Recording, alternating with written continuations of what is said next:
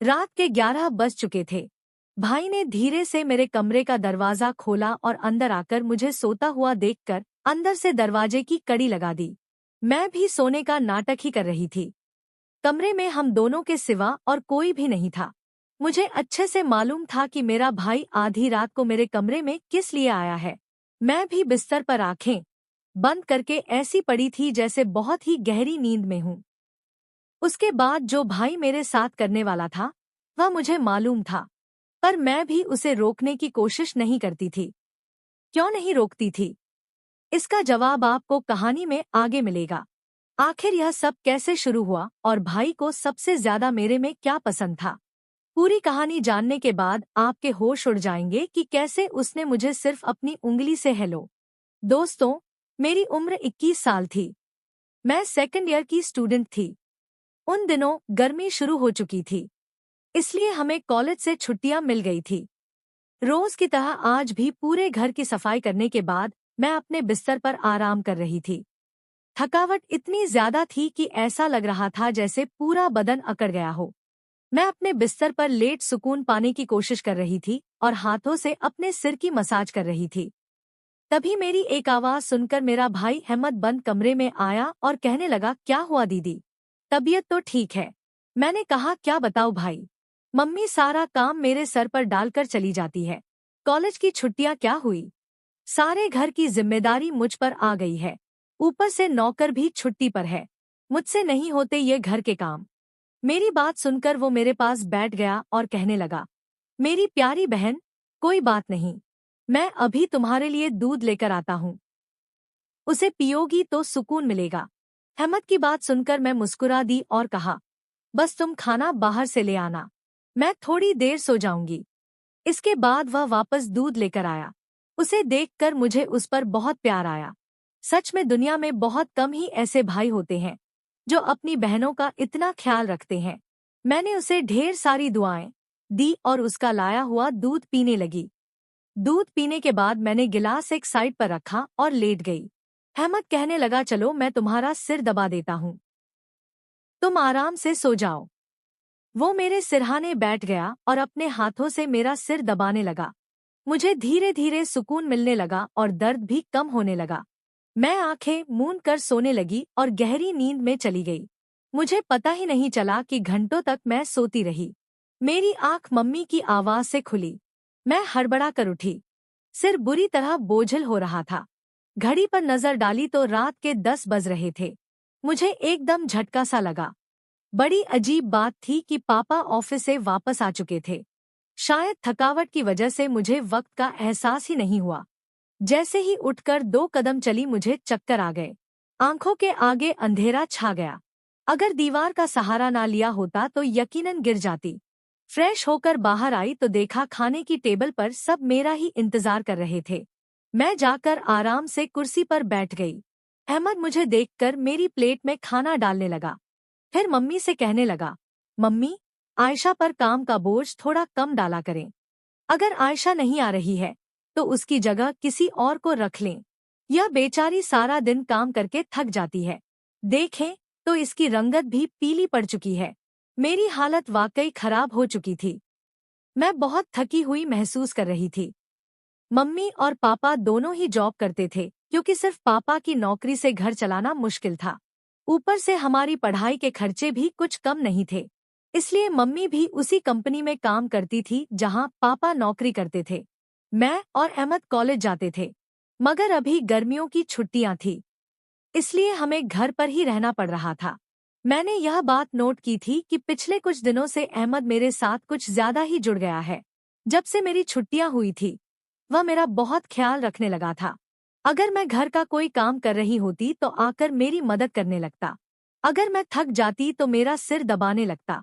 मैं उसे मना करती मगर वह कहता, नहीं, तुम थक चुकी हो, इतना काम करती हो, मेरा हक है कि मैं तुम्हें सुकून पहुंचाऊं। मैं भी चुपचाप लेटी रहती, लेकिन एक रात जो कुछ हुआ उससे मेरे होश उड़ गए। क्या अहमद कभी ऐसा कर सकता है? उस रात मैं अपने कमरे में सो रही थी। आधी रात को मुझे महसूस हुआ जैसे कोई मेरे कमरे में आया हो। वह आहिस्ता आहिस्ता चलता हुआ मेरे बिस्तर के करीब आ रहा था। भले ही मैं सोने की कोशिश कर रही थी मगर मेरा दिमाग पूरी तरह जाग रहा था। मैंने अचानक हड़बड़ा कर आंखें खोल दी। कमरा अंधेरे में डूबा हुआ था। जब मैंने चारों ओर देखा तो कमरे में कोई नहीं था, बस दरवाजा थोड़ा खुला हुआ था। मैं हमेशा सोने से पहले दरवाजा बंद करके सोती थी, फिर यह कैसे खुल सकता था? नींद से भरी आंखों से उठकर मैंने दरवाजे को बंद किया और लॉक कर दिया। फिर पलटकर बिस्तर पर सोने चली गई। मेरी आंखें बंद होते ही एक बार फिर मुझे किसी के चलने की आहट सुनाई दी, जैसे कोई मेरे बिस्तर के पास बैठ रहा हो। ऐसा लगा जैसे कोई अपना हाथ मेरी ओर बढ़ा रहा हो। डरते हुए मैंने पलट कर देखा, लेकिन वहां कोई नहीं था। घबराहट के मारे मेरी सांसें तेज हो गई थी। मैंने तुरंत उठकर कमरे की लाइट ऑन की, दरवाजा खोलकर बाहर भी देखा, मगर वहां भी कोई नहीं था। आज से पहले ऐसा कभी नहीं हुआ था जो अब हो रहा था। मुझे प्यास लगी तो मैं कमरे का दरवाजा खोलकर बाहर निकली। उसी वक्त अहमद भी अपने कमरे से बाहर निकला। मुझे देखकर उसने पूछा, क्या बात है, आप अभी तक जाग रही हैं? मैंने जवाब दिया, कुछ नहीं, बस ऐसा महसूस हुआ जैसे कमरे में कोई मौजूद हो। पानी पीकर मैं दोबारा कमरे में आ गई और पीछे पीछे अहमद भी आ गया। उसने कहा, आपको डरने की जरूरत नहीं है। अगर आपको डर लग रहा है तो मैं आपके पास सो जाता हूँ। मैंने उसे मना करते हुए कहा, नहीं, तुम्हें अपनी नींद खराब करने की जरूरत नहीं है, तुम अपने कमरे में जाकर सो जाओ। लेकिन वह जिद करने लगा, मैं आपको अकेला किसी भी हाल में नहीं छोड़ सकता। आपकी तबीयत खराब हो सकती है, मैं आपको तकलीफ में नहीं देख सकता। आप सो जाएं, मैं यही सो जाता हूँ। आखिरकार मैं बेड पर जाकर सो गई। उसने तकिया उठाया और सोफे पर रखकर वही सो गया। उस रात मुझे ऐसा महसूस हुआ जैसे कोई मेरे सिरहाने बैठकर मुझे बहुत देर तक देखता रहा हो। उसने मेरे बालों को सहलाया, मेरे चेहरे पर उंगलियां फेरी और मैं सुकून से सोती रही। ये सब मुझे एक सपने जैसा लग रहा था। अगली सुबह जब मैं उठी तो मेरा मूड बड़ा अजीब था, लेकिन जब मैंने अपने भाई पर गौर किया तो मैं हैरान रह गई। शुक्र था कि मैंने अपने आप को दुपट्टे से ढक रखा था। मुझे हैरत हुई क्योंकि आज से पहले मैं कभी इस तरह इतनी गहरी नींद में नहीं सोई थी। आज मैं थोड़ी खुश भी महसूस कर रही थी, लेकिन इसकी वजह समझ नहीं आ रही थी। मैंने उससे पूछा तो उसने कहा, मैं तो रोज ही इतना खुश होता हूँ। जिसे आप जैसी बहन मिल जाए वो क्यों ना खुश हो। घर के सारे काम निपटाकर जब मैं बैठी तो हमद तेल लेकर मेरे पास आ गया। कहने लगा, आयशा दीदी अपने बाल खोल लीजिए, मैं आपके सिर में मसाज कर देता हूँ। मुझे उसकी हरकतें अजीब लगने लगी। मैंने कहा, ये तुम्हारा काम नहीं है, जाओ अपने दोस्तों के साथ घूमो फिरो, मुझे मसाज की जरूरत नहीं है। मगर उसने मेरी बात नहीं मानी और खुद ही मेरे बालों से कैचर उतारते हुए कहने लगा, आप नखरे मत किया करें, किस्मत वालों को ही ऐसे भाई मिलते हैं। जब आपका भाई आपके खूबसूरत रेशमी बालों में मसाज करना चाहता है तो आपको क्या समस्या हो सकती है? आ जाइए, मैं आपके सिर की मसाज कर देता हूँ, आपको बहुत सुकून मिलेगा। वह मुझे उठाकर कमरे में ले गया। मैं बेड पर तकिया रखकर लेट गई। मेरे बाल बेड से नीचे लटक रहे थे। वो मेरे सिरहाने बैठकर मेरे बालों की मसाज करने लगा। अहमद मुझसे 4 साल छोटा था, लेकिन मुझे नाम से ही बुलाता था। उसने कहा, आप इतनी प्यारी हैं कि आपको देखकर दिल करता है कि आप हमेशा इसी तरह मुस्कुराती रहें और मैं आपकी लाड उठाता रहूं। वो मेरे बालों की मसाज कर रहा था और उसके हाथों में जैसे जादू था। मुझे इतना अच्छा लग रहा था कि मैं धीरे धीरे नींद की वादियों में खोने लगी। तेल की खुशबू भी बहुत जबरदस्त थी। मैंने उससे पूछा, यह कौन सा तेल है? वह बोला, ये बहुत ही खास तेल है, खास आपके लिए। आपके जो इतने हसीन बाल हैं ना, यह उन्हीं बालों के लिए बना है। उसकी बातें बहुत प्यारी थी। हालांकि मैं समझ नहीं पा रही थी कि वह किस लहजे में बात कर रहा है। बहरहाल मसाज के दौरान ही मैं गहरी नींद में खो गई। कुछ देर बाद जब मेरी आंख खुली तो मेरा पूरा बदन दर्द से टूट रहा था। ऐसा लग रहा था जैसे मेरी टांगों पर बहुत ज्यादा वजन रखा गया हो। पूरे बदन में दर्द सरक रहा था। मैं धीरे धीरे उठकर बैठी और आसपास देखने लगी। मेरी हालत अजीब थी। जब मैंने खुद पर गौर किया तो देखा कि मैं पूरी तरह भीगी हुई थी, जैसे किसी ने मुझे नहला दिया हो। मेरे कपड़े गीले थे, पंखा बंद था और कमरे में गर्मी थी। यह सब क्या हो रहा था? बड़ी मुश्किल से मैं बेड से उठी। मुझे चक्कर आ रहे थे। चलना मुश्किल हो रहा था। मैं अपनी हालत समझ नहीं पा रही थी। ऐसा क्यों लग रहा था कि मैंने सोया नहीं, बल्कि कोई भारी मेहनत वाला काम किया हो। बड़ी मुश्किल से चलकर मैं बाथरूम गई और फ्रेश हुई। अपनी हालत पर गौर किया तो लगा जैसे शरीर पूरी तरह थकावट से चूर था।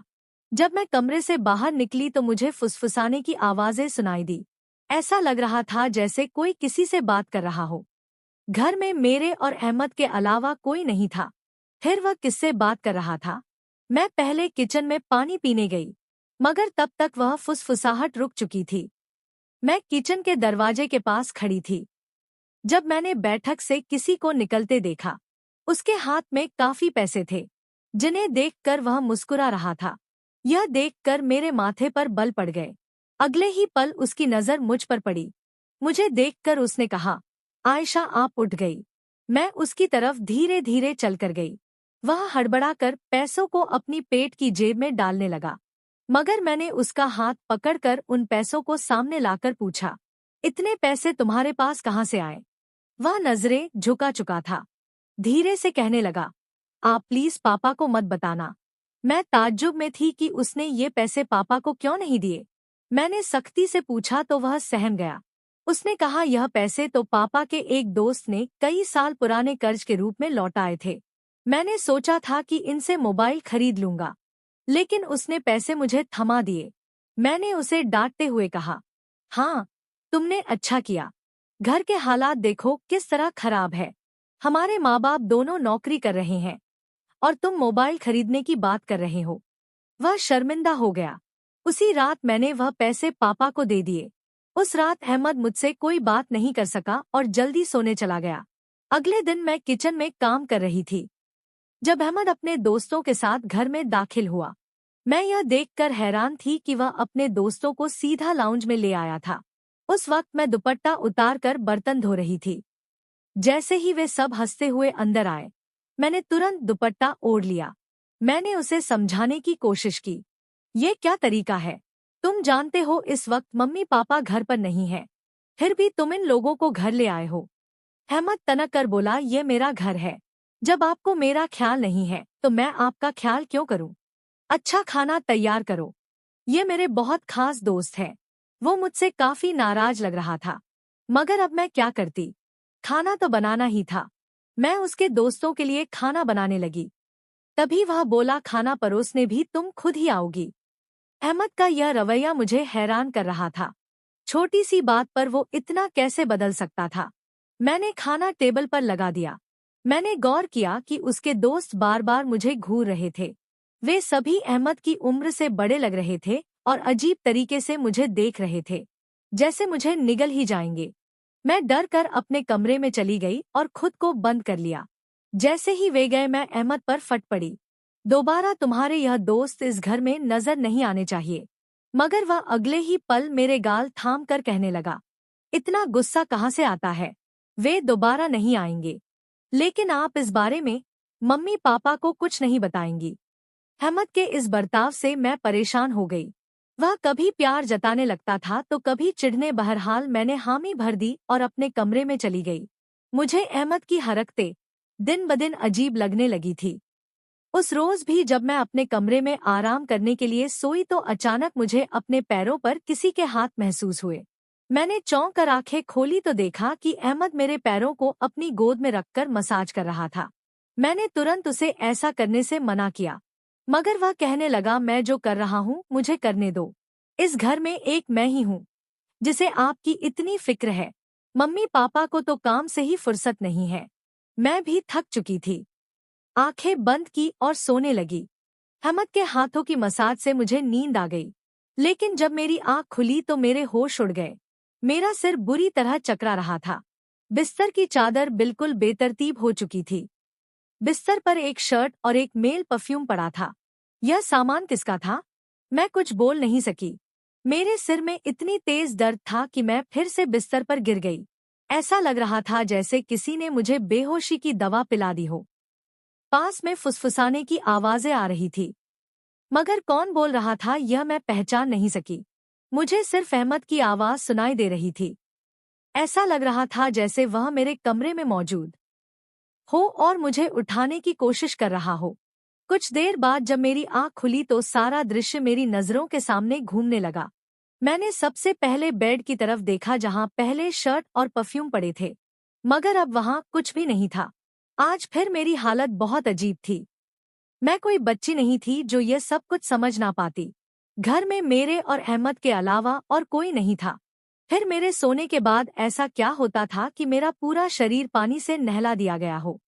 सिर्फ इतना ही नहीं, मेरा शरीर दर्द से चूर था और रंगत भी बिल्कुल पीली पड़ चुकी थी। दिन ब दिन अहमद मेरे करीब आने की कोशिश कर रहा था, मगर मैं हर बार कोई ना कोई बहाना बनाकर अपने कमरे में चली जाती थी। मेरे दिमाग में अजीब अजीब से विचार आने लगे थे। तबीयत भी काफी खराब रहने लगी थी। मेरी हालत देखकर माँ भी परेशान हो गई। उन्होंने कहा कि वह अगले दिन ऑफिस से छुट्टी लेकर मुझे डॉक्टर के पास ले जाएंगी ताकि पता चल सके कि मुझे क्या समस्या है। उस रात मैं बार बार उठ रही थी और ठीक से सो नहीं पाई। अगले दिन मेरे माता पिता हमेशा की तरह अपने काम पर चले गए। मुझे लगा शायद उन्हें मेरी परवाह नहीं थी। आखिरकार मैं खुद ही डॉक्टर के पास गई। वहां अल्ट्रासाउंड से पता चला कि मैं गर्भवती हूँ। यह सुनकर मेरे होश उड़ गए। आखिर यह सब मेरे साथ कौन कर सकता था? अहमद मेरा भाई था, लेकिन फिर मेरे दिमाग में यह बात आई कि मैं उसे सगा भाई समझती हूँ, जबकि वह मेरा सौतेला भाई है। अहमद मेरी माँ की दूसरी शादी से था, जबकि मैं उनकी पहली शादी की औलाद थी। इस तरह की बातें मुझे गलत सोचने पर मजबूर कर रही थी। मुझे समझ नहीं आ रहा था कि यह बात मैं अपने माता पिता को कैसे बताऊं। अहमद जब भी मेरे पास बैठता तो कभी मेरा हाथ पकड़ता तो कभी मेरे गाल खींचने लगता। मैं पहले इन बातों को हल्के में लेती थी, मगर अब सब कुछ अलग नजर आ रहा था।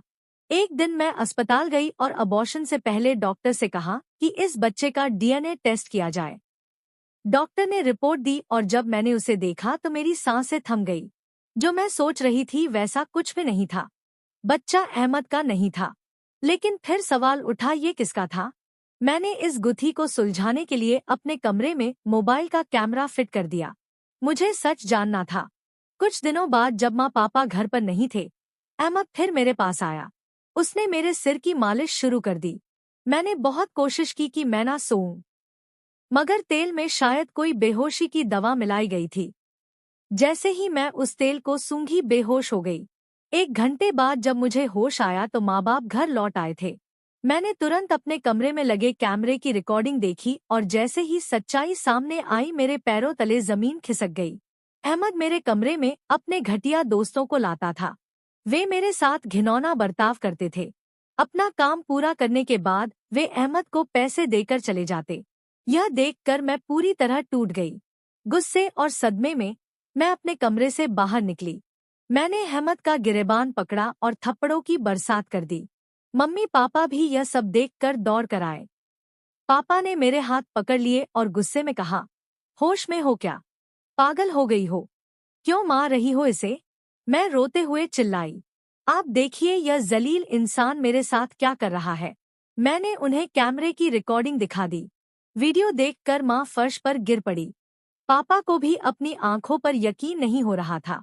गुस्से से भरे पापा ने अहमद को पकड़कर पीटना शुरू कर दिया।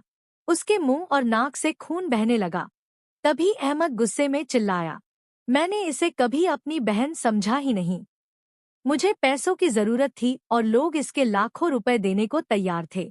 मुझे अपनी जरूरतें पूरी करनी थी, इसलिए मैंने यह कदम उठाया। अपनी बहन की जिस्म फरोशी करवाई। इस पूरे मामले में गलती किसकी थी? मेरे माँ बाप की जो पैसा कमाने की दौड़ में बच्चों से बिल्कुल बेफिक्र हो गए थे, या फिर मेरी जो अपने सौतेले भाई के साथ अकेली इस घर में रहती थी और उस पर हद से ज्यादा भरोसा करती थी। मैंने उसे हमेशा सगा भाई समझा, मगर वह मेरा भरोसा तोड़ गया। तो दोस्तों, अपनी और अपने परिवार की सुरक्षा को लेकर हमेशा सतर्क रहें।